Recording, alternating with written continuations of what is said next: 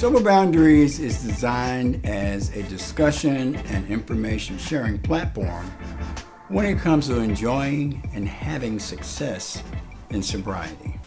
In my first video about shame, I explained how I convinced myself that I didn't need to attend a military reunion because there could be drinking and possibly drug use. Strangely, after the event, I took a good look at myself and also my logic. I discovered my real reason was shame.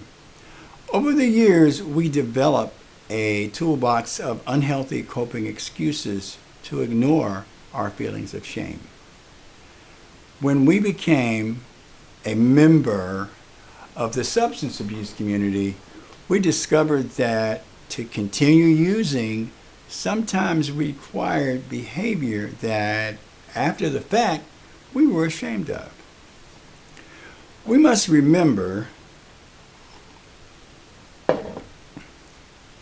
part of the decision to stop using requires us to put the memory of that sometimes terrible behavior to rest.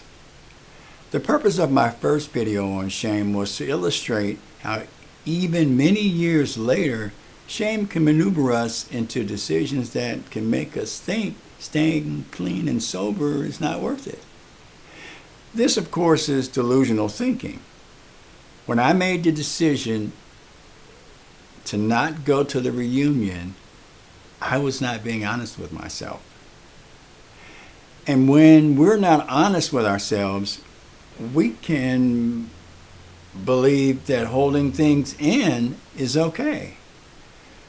But under the stress of hiding our feelings, some of us convinced ourselves that we could just use one more time to make us feel better, and then we would just stop. So what if you don't make it back in? Each time you go out, it's much worse, and you just might die. We all know that everyone in recovery has skeletons in their nightmare closet. This is where a lot of the shame comes from, dealing with our using behavior.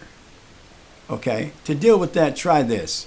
Whenever the thoughts start, just say, whatever, or so what.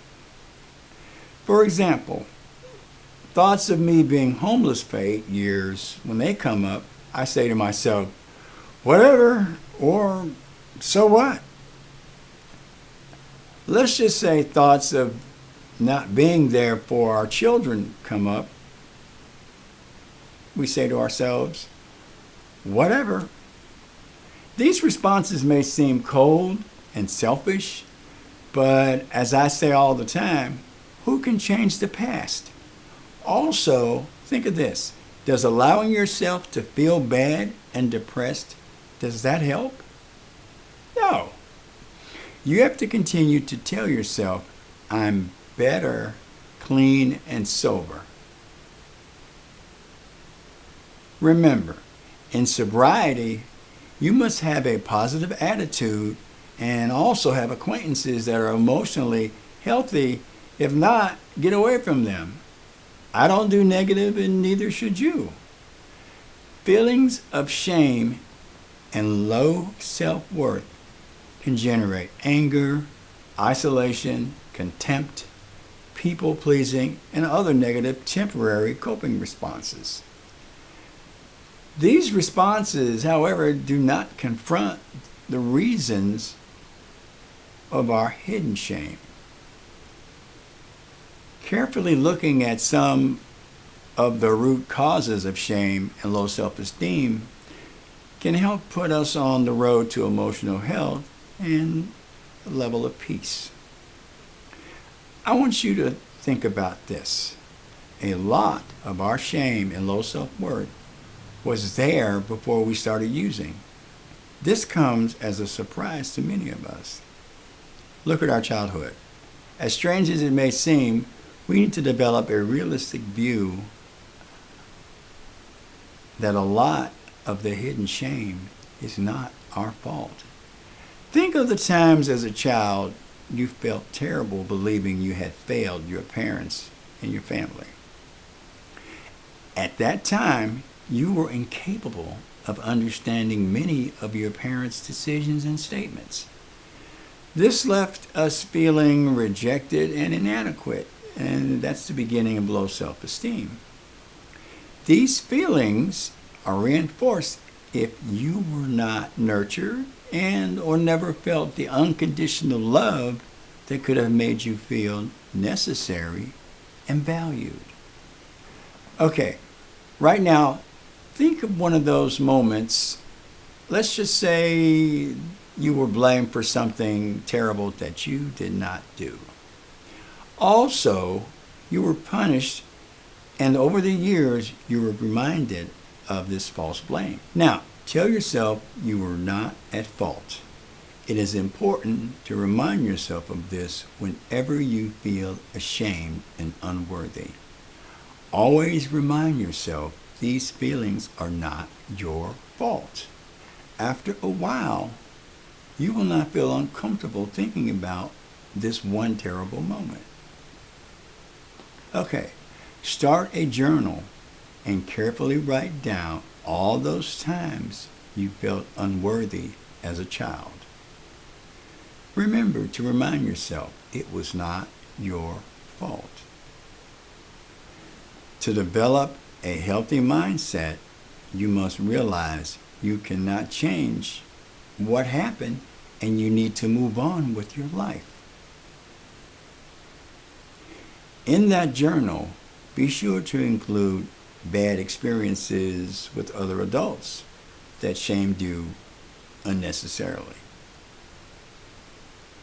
Remember, be honest, because you know when you were really at fault, right?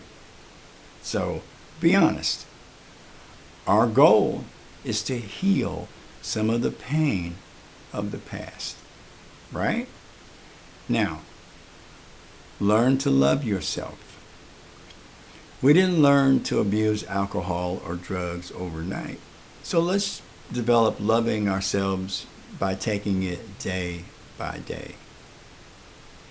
So, let's start really easy. When you awake, look in the mirror and repeat these 5 positives. Write them down, keep them with you, and say them whenever you start to feel low.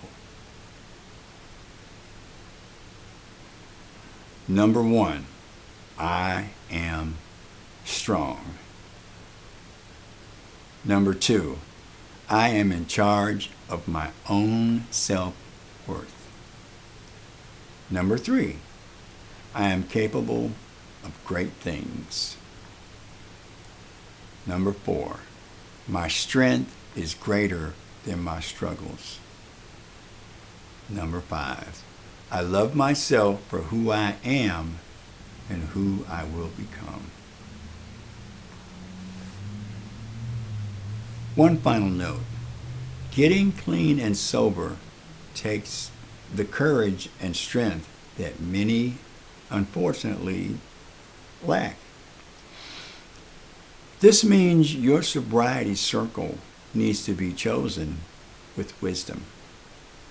Anyone that has a negative attitude or personality should be avoided, as we know misery always loves company. If you like the content on this channel, please hit the subscribe button and also hit the bell so you'll be notified of our next episode. And post questions and suggestions and let us know what you want to hear from us. Thank you for joining us. My name is Wade Davis. Hope to see you next time. Take care.